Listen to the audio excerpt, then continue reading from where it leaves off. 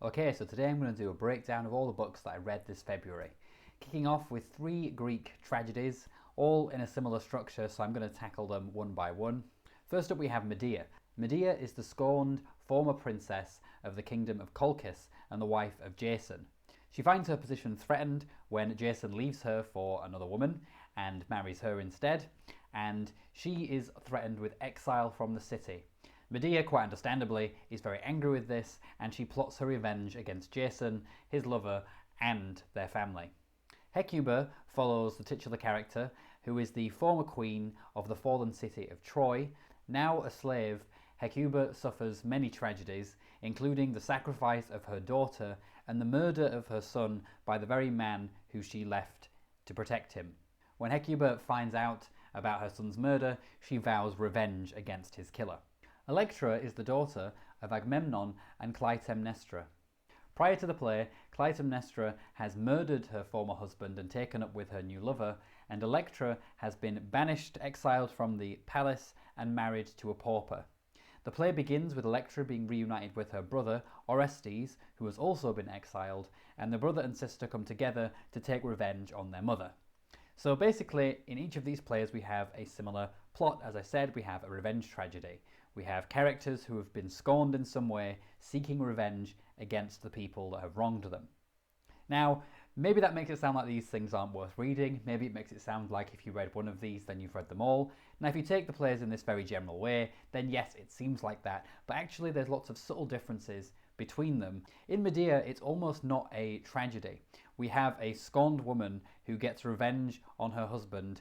It does lead to some pretty terrible things that I won't spoil, but ultimately the ending is very victorious. We have Medea rising with the gods on her side almost.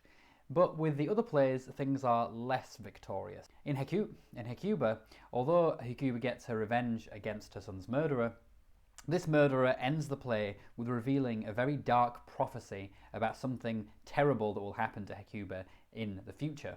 But the play ends before we actually get to see the fruition of this prophecy. So it ends on a very dark note, which taints the otherwise victory of the play. And then in Electra, we end with another murder, but this time we have neither the gods nor the characters' own consciences on their side. So each of the plays has these subtle differences in the way it explores revenge, making them all worth reading even if they do follow a very general structure. What I really like about the Greek plays, and if you've not read any before and you've only really read, old plays like Shakespeare, is just how clean and effective they are. Every play is very short, every play is very clear, economical. There's no word that's wasted or anything like that. It's just perfect. It's basically like reading an incredibly tight short story. Medea is probably the most memorable of the plays, which isn't surprising. It is one of Euripides' most famous plays, mainly because the character of Medea is just so fascinating. Euripides manages to take her down some very dark paths and still manages to keep her sympathetic. And the ending of the play is just so bizarre because what happens at the end is so brutal that you would kind of expect Medea to face consequences for it. It almost makes me wonder whether the tragedy isn't actually Medea's, but is actually Jason's, because he's the one ultimately who is left weeping at the end, while Medea soars off with the gods on a chariot.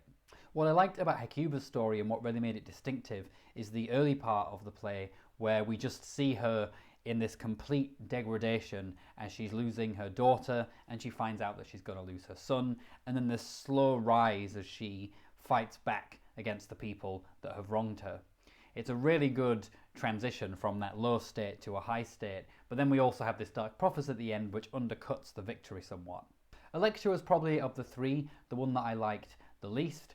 Maybe this is just because the events of Electra are referenced in some of the earlier plays, so I knew what was coming in that play, but I just didn't find it as compelling as the other ones.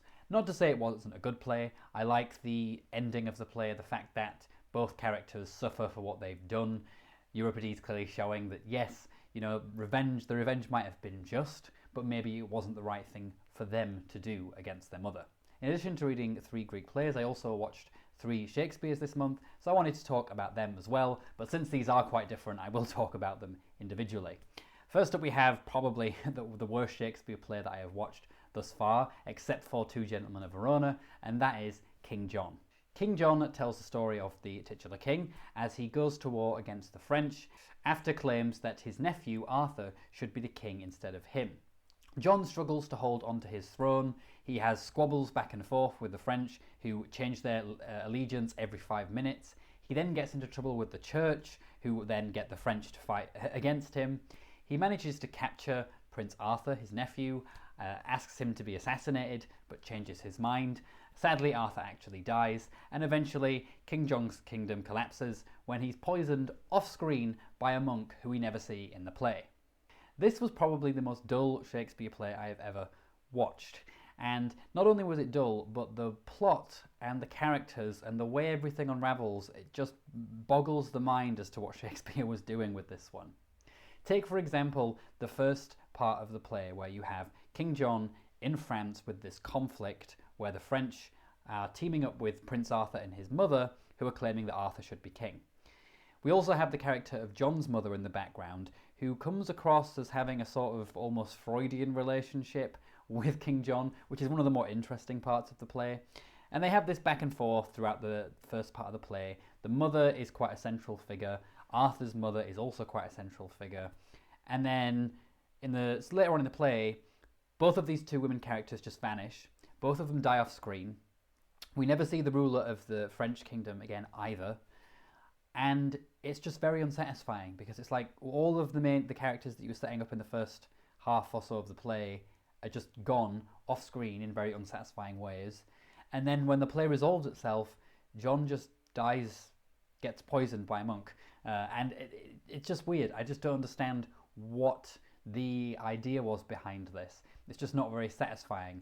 You know, if you're going to have someone be poisoned by a monk off screen, maybe set something up at some point that would indicate that was going to happen. Maybe have the monk play an actual role in the story. I have no idea, but it's just very bizarre. There is one character who I would say is maybe the saving grace of this story, and that is the knight character I think he's called Richard the Plantagenet after he's knighted. And he's a great character. He's a great comic character. He comes into the play and immediately steals every single scene that he's in. He also has a great part in the first half of the play when they're all in France, and he just constantly sort of sidesteps the nobles, pokes fun at them, sometimes in a way where it isn't necessarily believable that he'd be able to get away with saying some of the things that he says to them. Nevertheless, he's a great, entertaining character and way more interesting than any of the other characters, and he actually survives for the whole play, so we don't just lose him at some point like we do with so many of the other characters.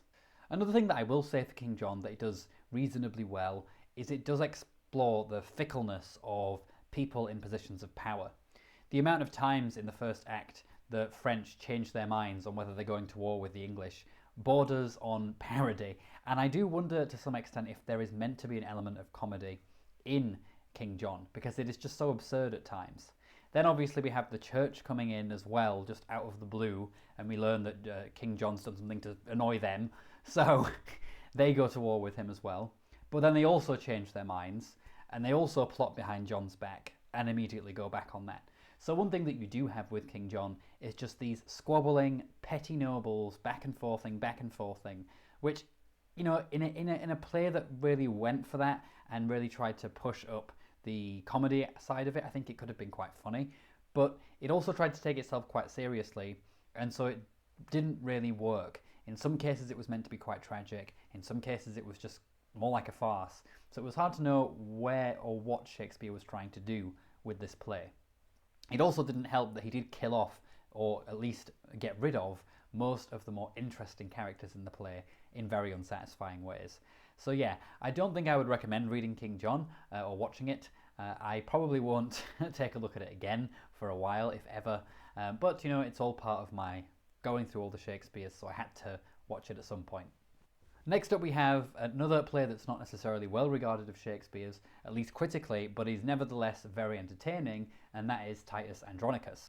This is a bloody tale of revenge. The Romans have defeated the Goths and captured their queen, Tamora.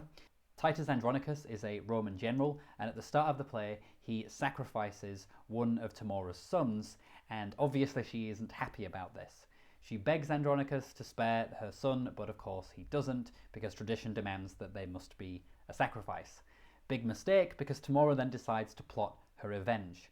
She begins by marrying the emperor, and she does everything that she can from that point to systematically ruin Titus's life and the lives of his family. Now, although spectacle might not be the most important part of a play, sometimes it is just quite fun to sit back and enjoy the spectacle, and to me, that's what Titus Andronicus is. It's an absolute bloodbath of a play, and to the point, a bit like King John, but in this case it works, it's almost comedic. It is just so over the top. It's like people's getting their hands chopped off, people getting butchered left and right and everything. It's horrific to the point of absurdity. I'm not sure you could really do this play and take it too seriously. I can certainly see why this would have been a very popular play in Shakespeare's time, and why over time maybe it's become less popular. I can't imagine the Victorians enjoying this, for example. But I think it is the sort of Shakespeare that would appeal more to a more modern mind, because we do seem quite spectacle focused these days, and definitely quite blood focused as well. That being said, it certainly isn't one of Shakespeare's deepest plays either. None of the characters have a great amount of psychological complexity, and a lot of the lines are quite overwrought. It is very over the top, it is very dramatic, and it's also quite hard to empathise with Titus as a character. You know, in a tragedy, you always want your leading tragic figure to be somewhat good. You know, they're meant to have some kind of flaw, but you don't want to make them reprehensible right from the off, because then when terrible things happen to them, you're more likely to just think, well, this is justice because you're a terrible person, rather than sympathising with them and crying for them. But Titus begins the play by murdering one of his sons for, not a very extreme form of disobedience. I mean, maybe in his time it would have been considered more, but the way that the characters in the play react, they don't. They seem to think he was overreacting too. So you have this character who is, initially he's sacrificing a mother's son, which fair enough. Customs were what they were back then, and so even if we can't understand why someone would do that, you can maybe understand why he would not be forgiving in that case. But in the fact that he so cavalierly butchers one of his children for being disobedient, it kind of makes you not empathise with him all that much. Likewise, although you might somewhat pity Queen Tamora for losing her son, the extent of her revenge is so over the top and so extreme that you also don't really feel any satisfaction on that end either. In the end, it just turns out to be the sort of play where everyone is kind of a terrible person and they all get their just desserts. The only exception to that being Titus Andronicus' daughter, who has an incredibly horrific character arc.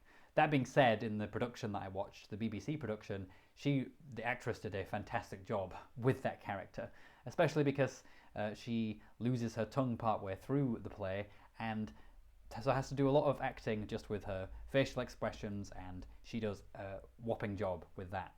So yes, Titus Andronicus, not one of Shakespeare's deepest plays, but if you just want to try something a bit lighter, at least in terms of heavy themes anyway, because the subject matter is not very light, it's worth a go. It's a good bloody time. It's like the slasher film of Shakespeare. And the last Shakespeare play that I watched was Romeo and Juliet. Everyone knows this story. Timeless tale of star-crossed lovers. Romeo and Juliet are the only children of two feuding families, the Montagues and the Capulets. They come together at a party, begin a romance, secretly get married, and unfortunately for them, fates conspire against them, and it all ends very tragically. It's an interesting play, this one, because, like most people, you kind of go through an edgy phase where Romeo and Juliet is just soppy, schmaltzy rubbish, and some people remain in that phase forever, but I've kind of grown out of that and can appreciate a love story for what it is. And actually, I think that there is a lot more in Romeo and Juliet than I actually saw before. I found, actually, that the character of the nurse and Mercutio, I saw them in a very different way.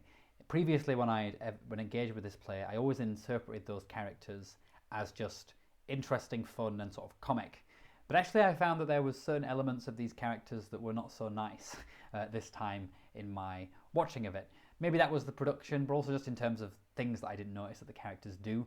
The fact that Mercutio is the one that starts the fight with what's-his-face, Talbot, and yes, his death is sort of Romeo's fault, but it's also kind of Mercutio's fault, so why is he cursing Romeo? And of course we also have the nurse, who comes across throughout the play as if she cares about Juliet, But then we have this sort of Machiavellian side to this character, where after Juliet and Romeo have been separated, and Juliet is then promised to Paris, the nurse basically says, you know, maybe you should just marry him. Who cares about true love, kind of thing. And so it reveals a certain side to her character that I just didn't pick up on previous readings. One thing that I also noticed, because I'm watching these plays somewhat chronologically, I'm following Bloom's book, and he kind of takes this way of doing it where he's doing the plays in chronological order, but he's also doing them by theme. So you'll get 3 early comedies, 3 early tragedies, 3 early histories, and doing it like that. So it's interesting to see, going somewhat chronologically, the development in Shakespeare's writing. Not only in his language, his poetry is incredibly sophisticated already at this point, and his characters. You know, it's not just Romeo and Juliet who are fantastic characters, but obviously the nurse, Mercutio. Even Juliet's parents' characters I thought were pretty good. The only thing that really bugs me with Romeo and Juliet to some extent is the opening and closing, this sort of chorus idea that Shakespeare had.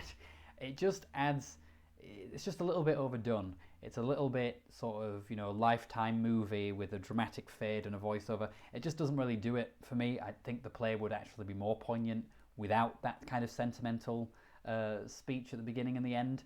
So that is one thing that really does bug me a little bit with the play. But otherwise I think it's fantastic, and of Shakespeare's more famous plays, one that seems to be a little bit underrated just because, you know, it's sort of cool to not like romance or cool to not like really popular things these days. But actually I think it's a very good play. Moving on then to some of the novels that I read this month. First of all, we have Ada by Vladimir Nabokov. So I read this as part of a book club. Ada tells the story of Van Veen. It is somewhat an autobiography, although it's kind of mysteriously put together. I'm not quite sure what's going on with the book. And it's set in a world that's very similar to ours, but also is different in many ways. It's like a parallel universe kind of thing. And weirdly, it's so subtle that you wouldn't even notice it if you weren't paying enough attention to the story. And in this story, Van falls in love with Ada, who also happens to be his half, possibly his full, sister. And it is the chronicle of their lives together and apart. And to be honest, I don't know what to make of this book. I've also read Lolita by Nabokov, and I quite enjoyed it, but I don't know what to make of Ada. It's a very long novel, and originally it was meant to be, there were kind of 2 novels, and Nabokov put them together. And I can't help but feel like that was a mistake with this book, because it feels very disjointed, and in ways that don't make the story quite fit together. Nevertheless, there are a lot of good things in the story. The story tries to mimic the passing of time, and so what we get is the first couple of parts of the story are quite long, quite detailed and involved, and as we move through the autobiography, as the characters start to age, life speeds up, as life seems to as you get older, to the point where we're skipping whole decades and whole flashes of time.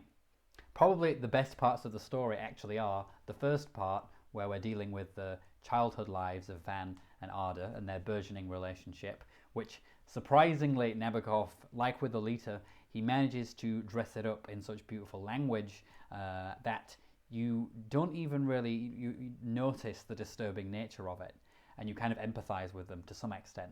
And then we have the later part of the novel where they're much older, and we slowly see Van, who, when we meet him, is quite a spry young man who can walk on his hands, and at the end of the story he is impotent, can't walk on his hands anymore, and slowly his intellectual powers are also diminished. And Nabokov does a really good job of tracing that age, and it's probably for me the best part of the story. Another thing that's quite interesting comes to something that Nabokov does with Lolita as well, which is telling a story that charms you despite the fact the subject matter is quite dark. And it's not only Ada and Van's relationship that's a bit disturbing, it's also the way they treat other characters, in particular their sister, who they seem to almost, well, as they describe it themselves, bully to death. And it's interesting how Nabokov can tell a story about such characters which seem to have an incredibly dark side, and he'll just put these little clues in the story that make you question how wonderful and romantic this story really is. The only problem I have with Ada is that, unlike Lolita, which I wanted to read again, to work out its puzzles, I just didn't really feel the inclination to go back to this book, and I don't know if I will go back to this book. Yes, it's beautifully written, yes, it's got some interesting themes, but I just don't think it all hangs together. And I think a lot of it comes from this fact that there were two novels that he tried to put together. And I just don't know how well that worked. Nevertheless, it is an interesting book. I wouldn't say that I was completely, against it or anything. So it's an interesting one if you've read Lolita and you want to see a different side of Nabokov, a more extreme side of Nabokov, then give this book a go, but do be prepared for a bit of hard work. And finally, a novel that also disappointed me a little bit, which I'm kind of sad about, and that is D.H. Lawrence's The Rainbow. The Rainbow follows 3 generations of the Brangwen family.